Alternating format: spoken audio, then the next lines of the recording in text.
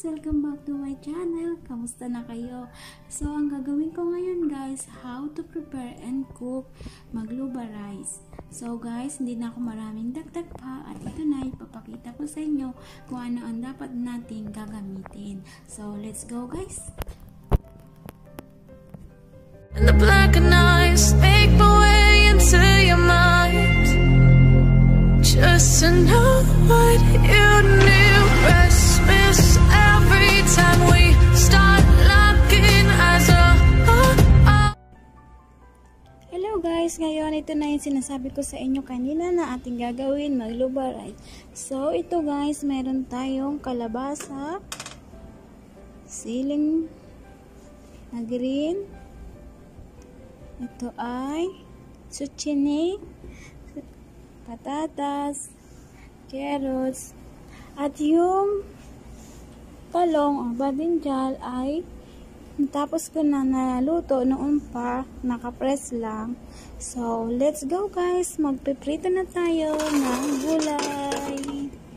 So, ang una natin piprituhin ay ang ito, patatas. Let's fry.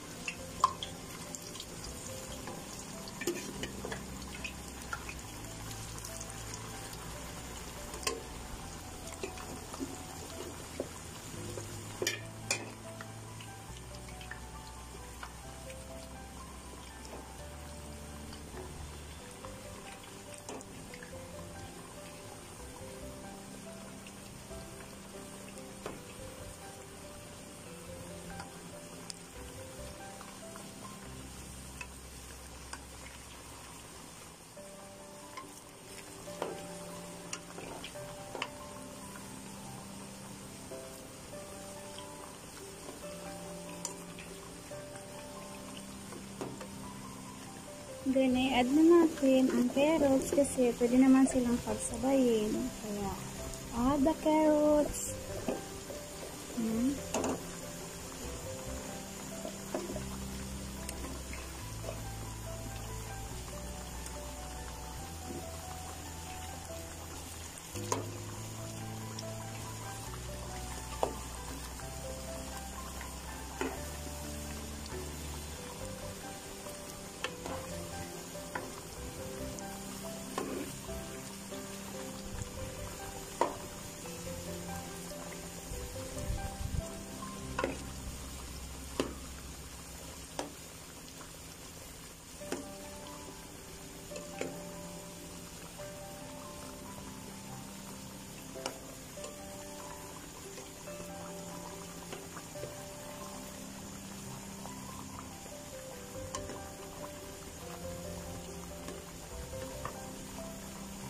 So, i-add na natin yung kalabasa kasi pwede na rin siya para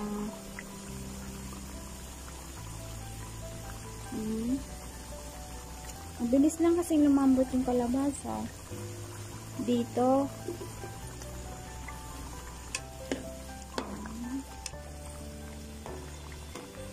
Dito ako nagluluto guys sa labas pag puro mantika yung niluluto kasi pag nasa loob ng bahay halos buong bahay nangangamoy dahil centralized yung aircon nila.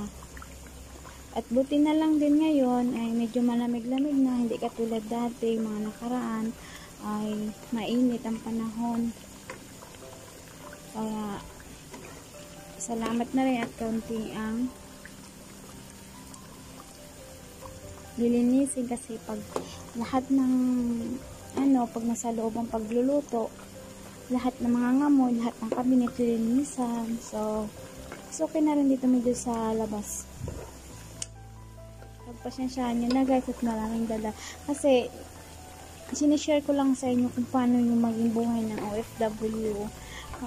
Mahirap talaga siya guys kung hindi ka marunong magdala ng trabaho o kaya magdiskarte talaga. Sa 7 taon ko na dito guys sa amo ko, unti-unti natutunan ko na rin magdiskarte Tapos, dati noon talaga, natatakot ako pag hindi ako nakakagising ng maaga kasi baka anong sabihin nila sa akin. So, ngayon, buti na lang. Kasi kawawa naman yung katawan ko, guys. Kawawa yung katawan natin pag talagang sundin mo yung kanilang gusto. Kung ayaw nila sa atin, di sabihin nila, no, diba? So, yan. Nag-share lang ako, guys, ng konting ano ko sa buhay. So, konting preto lang natin ito at nang lalambot at lulutuin pa kasi ito ulit, ilalagay sa kaldero kasama ng kanin, ng laham. Kaya, konti lang yung pagluluto. Yung hindi lang siya medyo yung pagkinagat ay may kagat pa sa ngipin kasi lulutuin pa naman ko sa kaldero. Lagyan ng kaunting tubig no, yung sauce niya.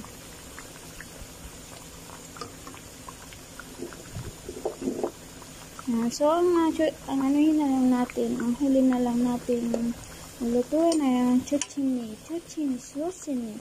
Ano ba yun? Susini. Chuchini. So, guys, balikan ko kayo pag naluto na ito. At ako ay magagayat pa ng sibuyas. At ayun ay kasama rin sa ating gagawin sa pagluluto. Maraming trabaho pala, guys, itong magluto. Pag hindi mo inagahan ng luto, naku, mapapaano ka talaga. Mapapaaray ka.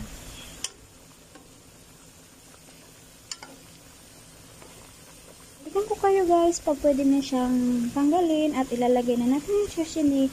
So ayan, guys, mas nauna naluto yung kalabasa kaysa sa nilagay natin na una patatas. Yan. Alisin ko na. Tapos yung carrots, guys, luto na rin. Luto na yung carrots. So, yung patatas medyo matigas pa. Kung napapansin nyo, guys, sa lahat ng video ko, malimit na, madalang na akong makita. Kasi, alam niyo na, guys, diba, pagkatulong. Lalo na yung hindi nakakalabas, hindi ako makakabili ng camera stand. Tapos, talagang hawak ko lang sa kaliwa ng kamay yung cellphone. Tapos cellphone lang ginagamit ko, guys. Kaya mas maganda talaga kahit siyempre una pa lang, diba? Kaya ito, please lang muna, hawak kamay muna.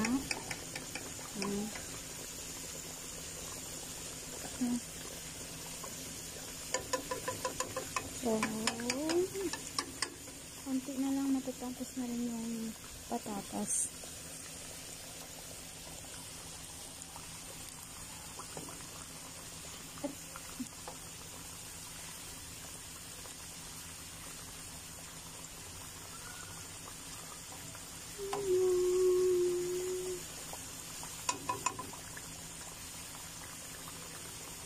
Meron pa.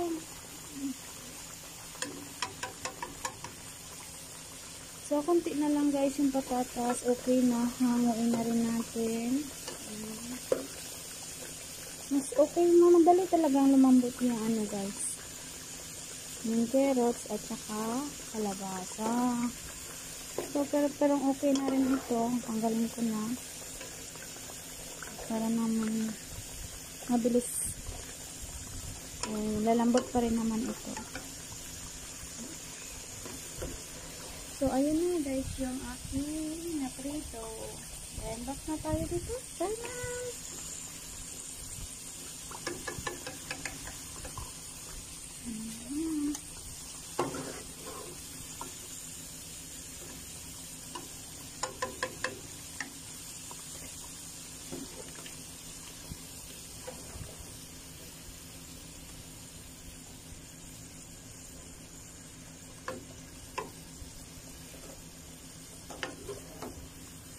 So, alam nyo ba, guys, pag dito ka kayo sa Saudi nagtrabaho, marami talaga kayong matutunan lutuin.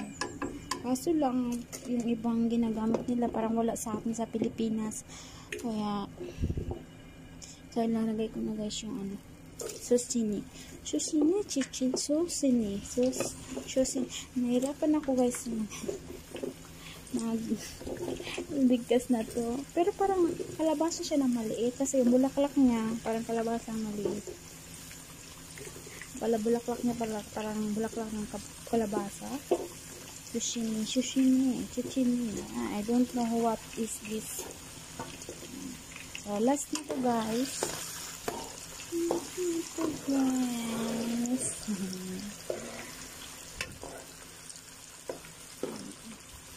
So, guys, pag ito ay okay na, mabalikan ko kayo at isasalang ko na yung ginayat kong kalabasa.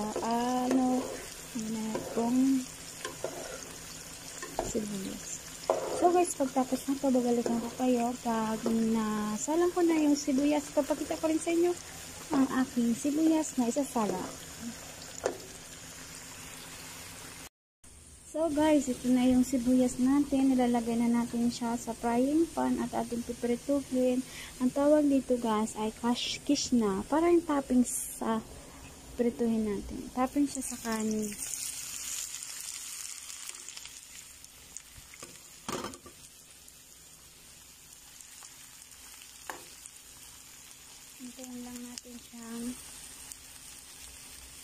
Hintayin natin lumambot. Then, lagyan ko ng kaunting kurkum, kaunting barat, yung mga powder seasoning nila dito. Palambutin lang muna natin siya ng kaunti.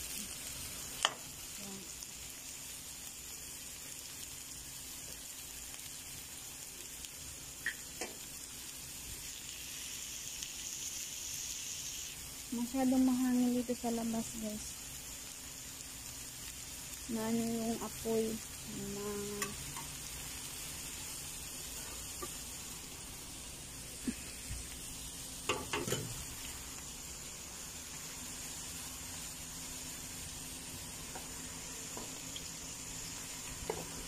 ito na yung chicken, luto na, hangain ko na rin.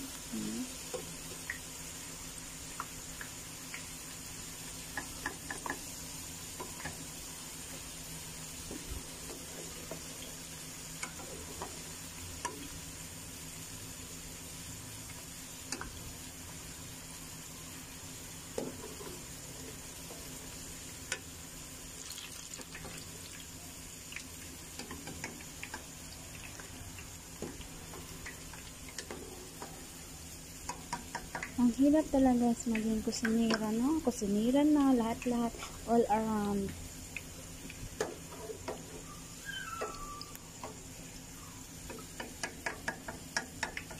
Yan. Tapos na.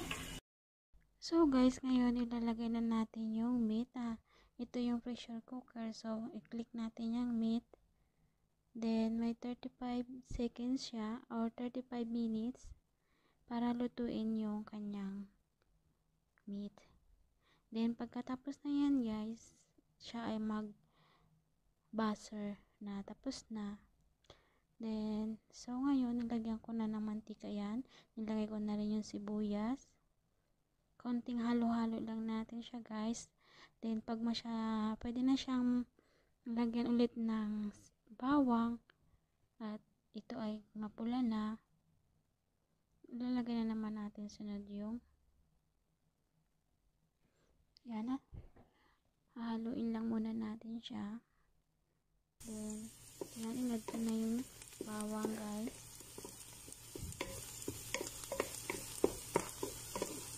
Kunting papula lang. Yung medyo brownish na siya. Pwede na natin i-add yung kamatis. Kanina guys, hindi ko napakita yung paano maghugas ng bigas.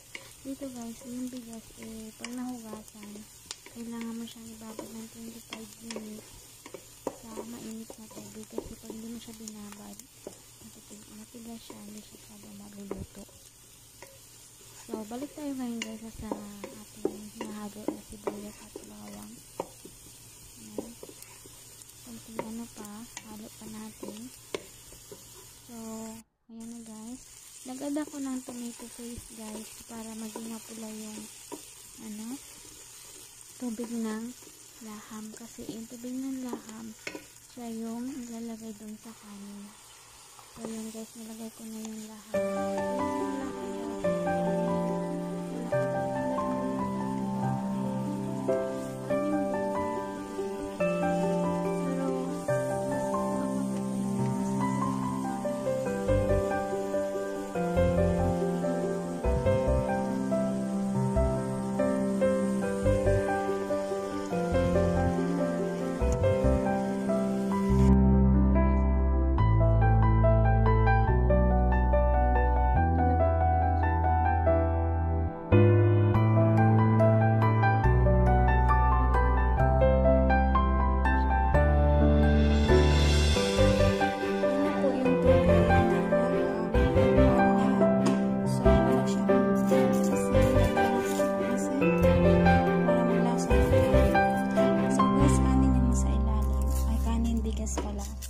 Yan yung pangluto sa kanya.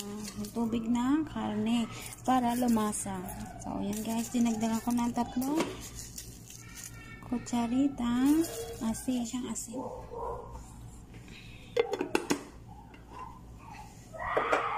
So, hintayin natin maluto yung kanin at ilulagay na natin siya sa isang kaldero ulit kasama ng mga gulay at karne.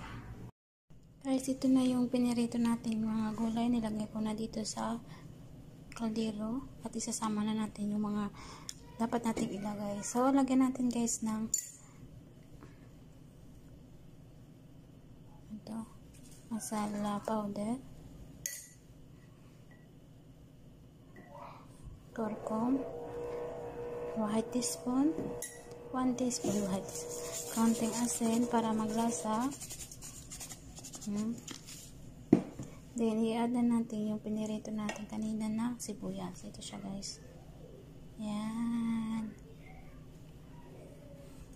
Lalagay na natin dito.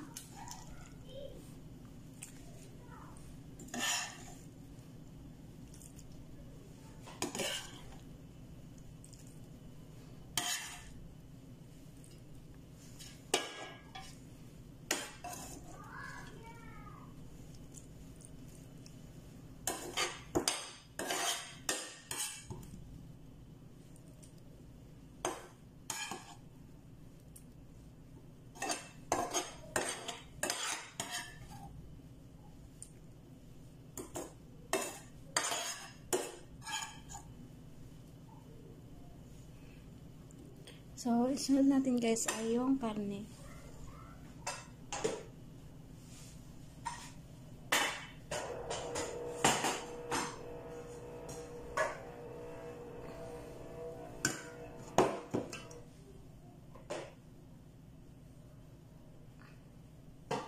Ito yung karne guys, ilagay na natin.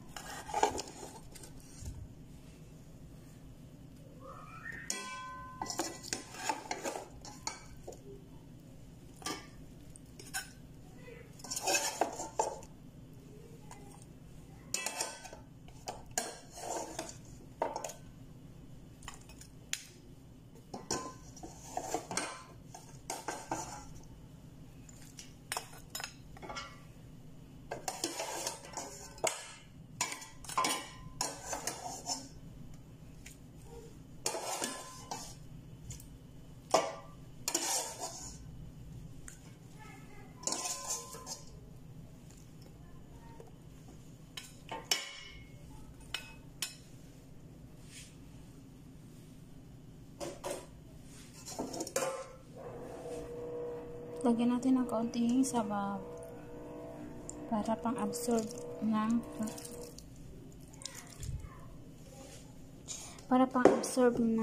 lasa.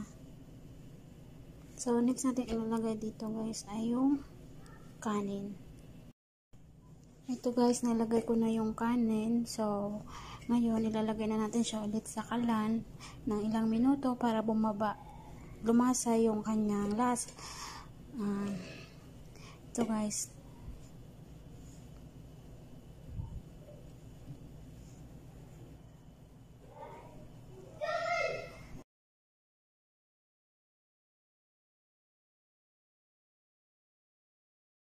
na po yung magluba rice natin guys. Yan na siya. So guys, kung bago ka pa lang sa aking channel, huwag mo kalimutan i-subscribe at click ang bell notification para ma-notify ka sa mga bago kong video. Maraming salamat.